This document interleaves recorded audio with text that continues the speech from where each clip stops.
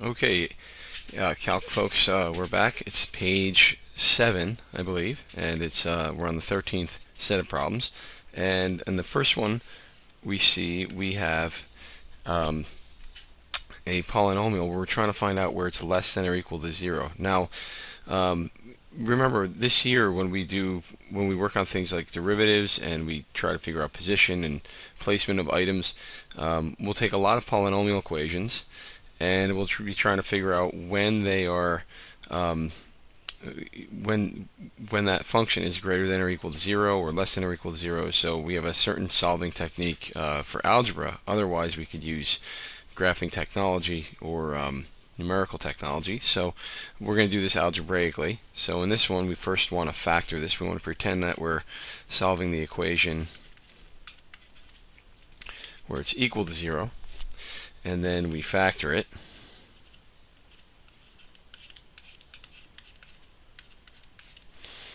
And when we say it's equal to 0, we get a place to start on the number line, and we know that the solution to this would be when x equals 1 or x equals -3, and then we simply populate a number line, and we say that at -3 and at 1 we know it has to be 0. Now remember the original equation said less than 0. So we use test points. We just pick nice integer values, like -4. We'll pick maybe 0 integer value and maybe an integer value of 2 for this scenario. And we plug them into either our original equation or our factored equation, as long as we didn't divide out a negative or change the equation in any way. As long as these two are still identical equations with each other, and we test them. So I'm going to plug -4 into this equation, and when I do that, I'll get for this part, let me just write it here.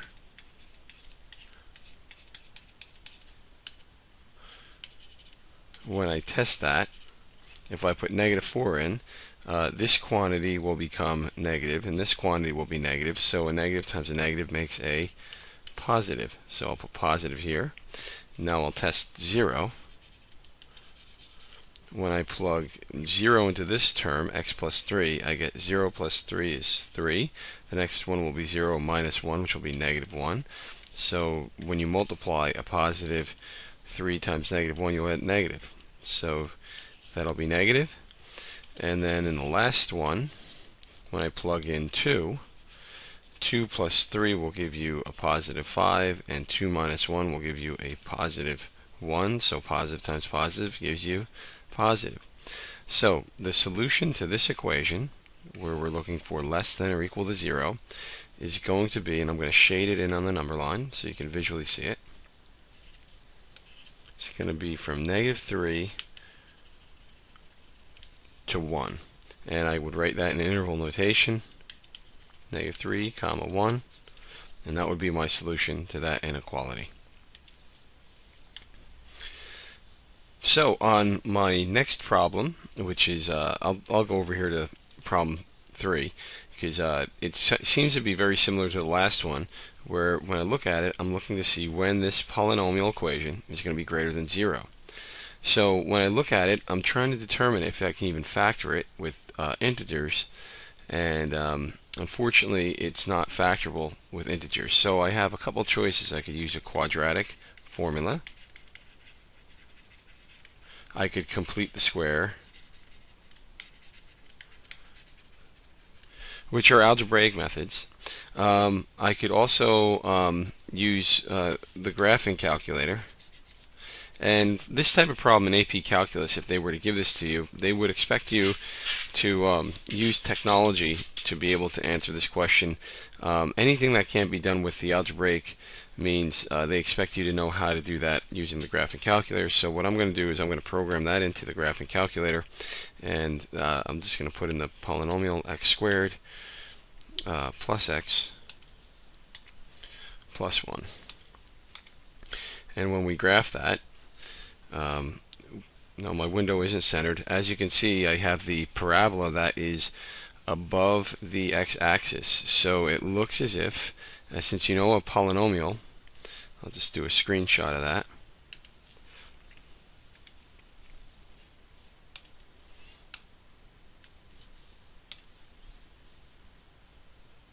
Oops.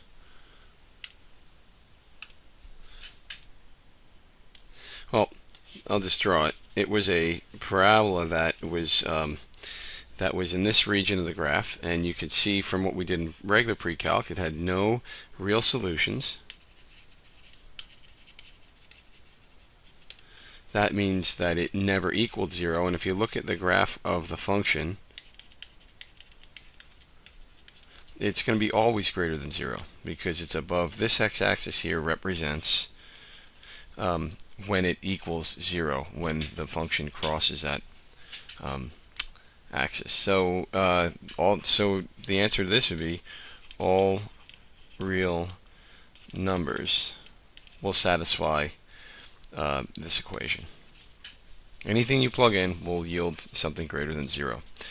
Now in the last problem we have the other type of problem that we would have on the AP in AP. It's a rational inequality, and this one is probably the most challenging of all. And we have to figure out when this component, this rational expression, is less than or equal to 1. So, but we don't like to compare things in math to 1. So what we do is we compare them to 0 by moving the 1 to the other side. So that's going to be my first step.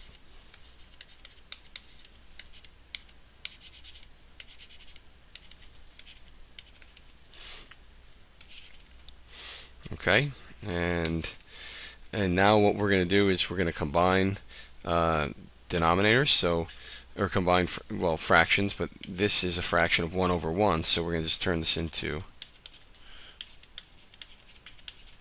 Now I know there are probably alternative ways to do this, so let's just look and see what everybody gets. So if you look so far, okay, all I've done is I've converted the -1 into a fraction of 3x minus 2 over 3x minus 2. So I'm going to combine. I have one denominator now, and I have one numerator.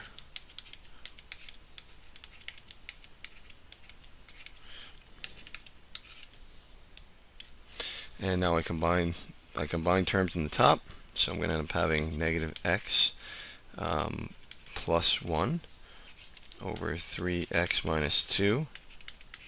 And there are two situations I have to worry about. I have the situation where on my number line I have to solve for my zeros, and that's when you set the numerator equal to 0, and you solve, and then you got to worry about vertical asymptotes. Well, I shouldn't say vertical asymptotes. I should say domain. Domain or non-existence. And that's when the denominator is equal to 0. And that would be when we set the denominator equal to 0. Every time you have a rational function, you have to consider these two possibilities. When the denominator is equal to 0, you would have most likely vertical asymptotes. I said most likely. And when the numerator is equal to 0, you would have the zeros of the function. So what we're going to do is we're going to plot it out on a number line, because we want to be able to visually see when this rational expression is less than or equal to 0. So we're going to plot the zeros first. So -x plus 1 equals 0, and that would just indicate when x is equal to 1 we have a 0. So I'm going to put that on there. And above the number line I'm going to put a 0. Now I've got to worry about the bottom when we have the denominator equal to 0.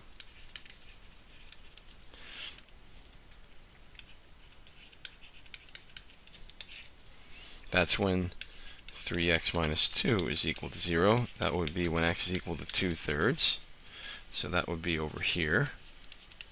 And over here I'm just going to either put an asymptote symbol or I'm going to write DNE. But I have to do interval testing around those points. So what I'm going to do is I'm going to put a value of 0 on my test point to test this region.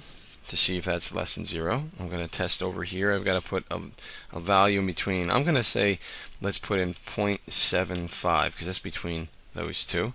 And over here I'm going to test with a value of 2. So you have to test around each of these, the zeros and the do not exist points, and see what happens. So I'm just going to plug those values into my inequality. Negative x plus 1 over 3x minus 2. I want to see when that's less than or equal to 0. So I'll plug in a 0 value here. So when I plug in 0, I'll make a little chart. So when I plug in 0, I get negative 0 plus 1 over 3 times that value minus 2. So the value will be negative 1/2. So that'll be negative here. So that counts as a solution because I got less than or equal to 0. So then I'm going to try 0.75.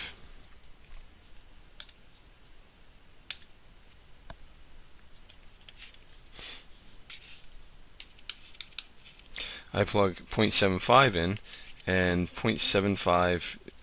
negative 0.75 plus 1, that's positive. And then the bottom, I'm going to have 3 times negative 0.75. Oh, that's positive 0.75,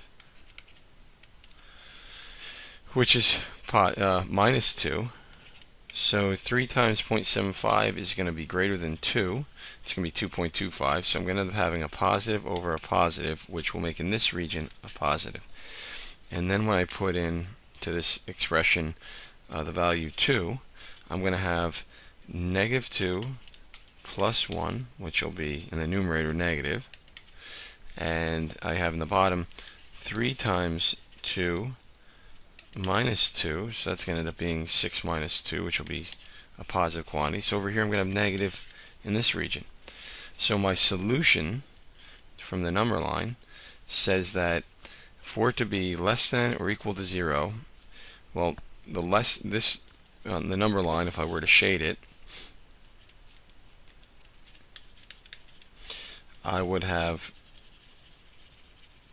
that region working, and then at 1 I would have this region working. And if you notice, I did not shade in the 2/3 because that's where I have an asymptote. So my interval notation would look like this: from negative infinity to 2/3, open bracket, merged with the set from 1 to infinity. And that would be my solution to this equation. And that was a really long video, so hopefully you had enough time to watch it. And we'll work on the next page soon enough. Thanks for watching.